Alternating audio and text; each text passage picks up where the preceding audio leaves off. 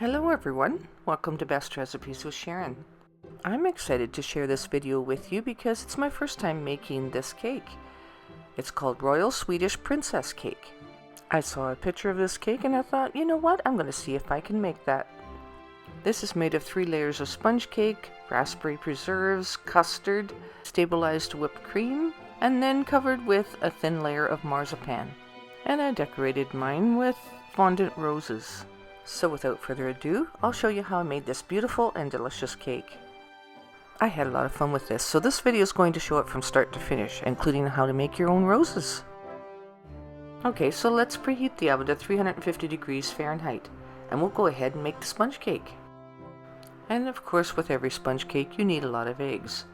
So crack 4 large eggs into a small bowl. I do this to make sure there's no eggshells in it. And then pour it into the large mixing bowl. And just saying, we won't be doing any weighing, we'll be doing it by measurements. Because that's how I like to roll. Now add 1 cup of white sugar to the mixing bowl.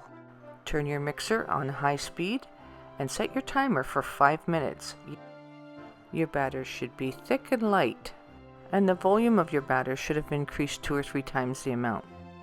So you can see here what the consistency of the batter is at this point. The details are important when making a sponge cake. Now then, remove the attachment on the mixer, and we'll go ahead and mix in the dry ingredients with just using a spoon. So add 1 teaspoon of baking powder and about 1/8 of a teaspoon of salt. And add 1/2 cup of corn flour. Then gently mix or fold it in using a large spoon. Then add 1/2 cup of all-purpose flour, a little bit at a time, and continue to gently mix or fold it in until it's well combined. We want this sponge cake to rise properly and to be light and airy. Okay, so this is how the batter should look. Now I'm going to go ahead and prepare a 9-inch pan with some parchment paper, and I lightly grease the edges, just lightly, so that the cake has a chance to rise. If you grease it too much, then it won't rise properly. But if you don't grease it at all, it'll stick to the side. So you can use a springform pan if you have one. Then go ahead and pour the batter in.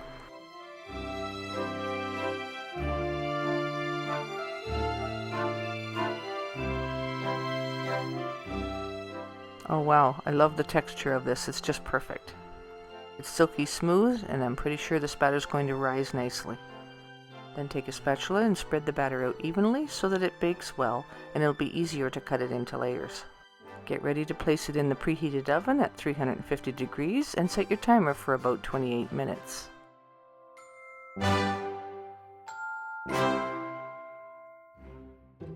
And while that's in the oven baking, we'll go ahead and start making our custard. And as you know, custard also takes a lot of eggs. Only this time, we're just going to be using egg yolks. So separate 4 large eggs and add 1/4 cup of white sugar to a small saucepan. Then add the 4 egg yolks to that sugar.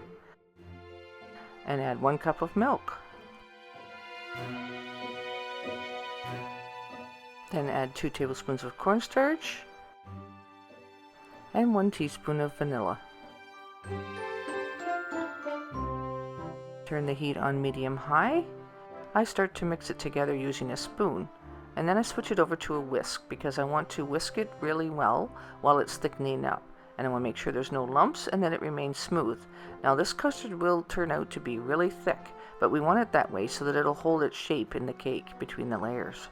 We'll constantly whisk it while it's heating up, and it'll thicken really quickly once it starts. And once it starts to thicken really quickly like that, I remove it from the heat and continue whisking. Let it cool down a little bit, and then place it into a small bowl to finish cooling off.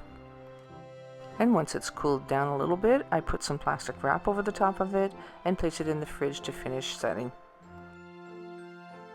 After the timer goes, I'll check it and make sure that a toothpick inserted in the middle comes out clean. This looks like it needs a couple more minutes, so I left it a couple more minutes, checked it again, and it came out clean. So this has rose really nicely and it's lightly golden, looking pretty good. We've got some volume here, so we'll be able to get our 3 layers. They'll be thin, but that's how they're supposed to be. And don't worry when you go to take it out of the pan if it looks a little rough, because you're going to trim the edges anyway. But first, before we do that, we cover it with plastic wrap once it's cooled down, and then we put it in the fridge to chill for a few hours or overnight. This will make it so much easier when you go to cut the layers. Now for the marzipan layer, this was a huge learning curve for me. I have never worked with marzipan until now, so a little confession there. I did learn a lot, so I'll pass that on to you. So you can go ahead and color it, and what I did was put it in a Ziploc bag and knead it with your hands for a long time until you get it to be even color and the consistency you want the dough to be. Set it aside at room temperature until you're ready to use it. Now on to doing the stabilized whipped cream. Begin with putting 2 cups of whipping cream into a medium-sized mixing bowl, and I use a hand mixer. Beat that whipped cream until soft peaks form. But while you're whipping that, you could already have your gelatin starting to dissolve. You can take 15 ml package of gelatin and dissolve it in 1/4 cup of hot boiling water. And you have that in a cup like this, and then just mix it with a spoon until it's dissolved. Now we're finishing up the whipped cream, so we're about ready to add 1/2 cup of icing sugar. Mix that in really well, and then add 1 teaspoon of pure vanilla. Being careful not to overmix your whipped cream. So like I said, doing that when it forms soft peaks. Now we're getting ready to add the gelatin. This is what will stabilize it, so we add the gelatin while mixing, a little bit at a time, but continue mixing the whole time. You just want the gelatin warm, not too hot when you go to mix it in. Okay, so remove the sponge cake from the fridge and we'll go ahead and cut our layers. And I go around the edges to make sure that we've trimmed off all the rough edges and that it's nice and smooth. You can just snack on the extra pieces that come off the edges. Then we'll go ahead and cut the layers. You want to try to make this into 3 layers, so try to make them as even as you can, but don't worry if they're not absolutely perfect. Because once the cake is put together, the sponge cake actually absorbs all the flavors that's in the fillings, so it kind of becomes one anyway. You can see how spongy it looks here.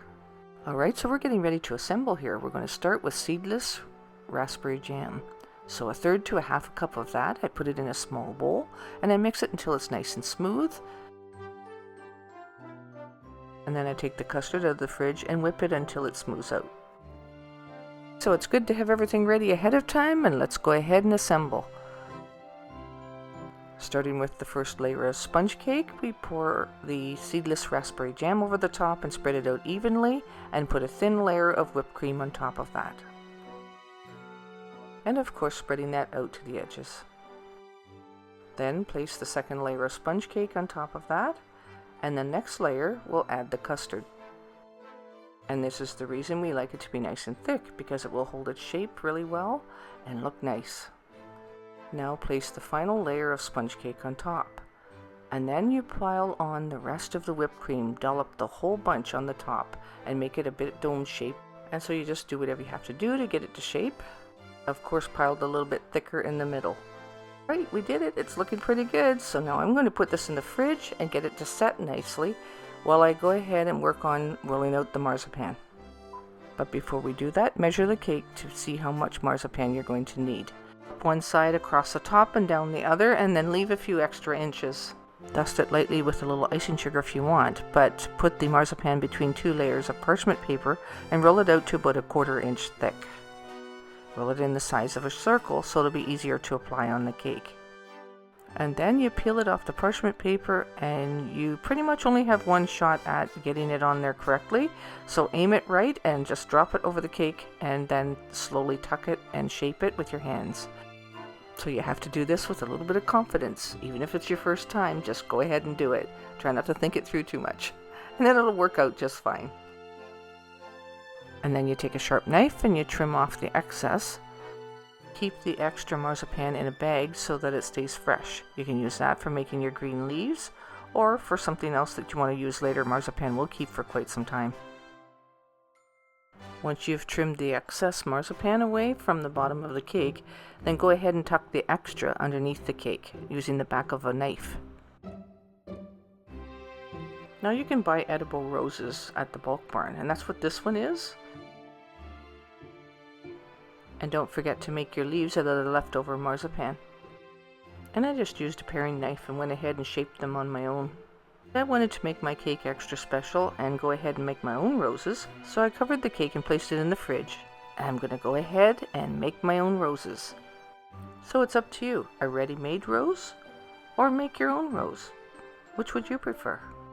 Well, if you chose to make your own, let me show you how I did that. So I've got some pink fondant here, and I did the same thing, rolled it out between parchment paper. And if you can roll it fairly thin, it's easier to make the roses look more real.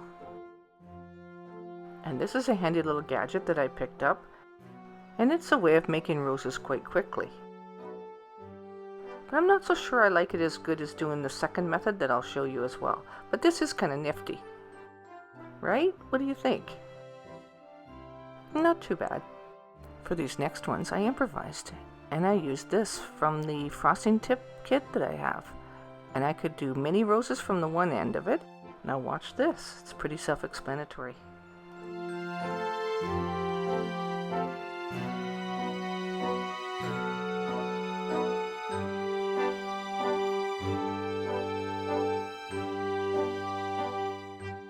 And then I'll just flip my improvised tool over and make a large rose for the top of the cake.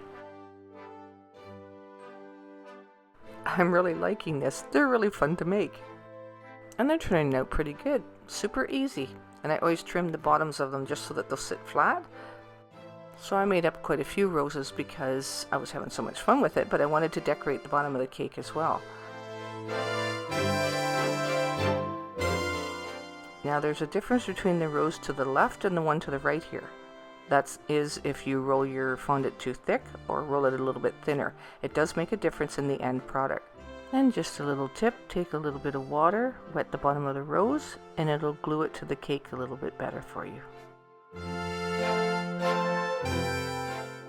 And then of course finish it off with your leaves. You can even bend the leaves a little bit to make them look more realistic. And I wanted to decorate the bottom. It does help to hide any imperfections, but it also gives it a rich look. And the little white balls that I made were from fondant as well. This cake look actually quite royal. It has a rich appeal, I think, and wait till we open this up and see how the layers look inside.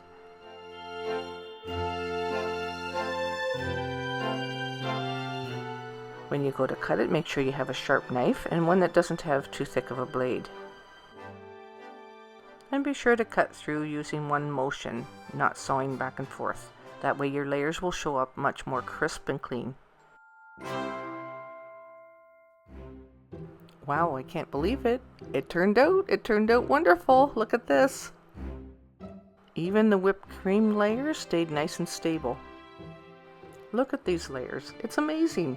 And you know, this cake really tastes good too. We enjoyed it. So this truly is a cake fit for royalty.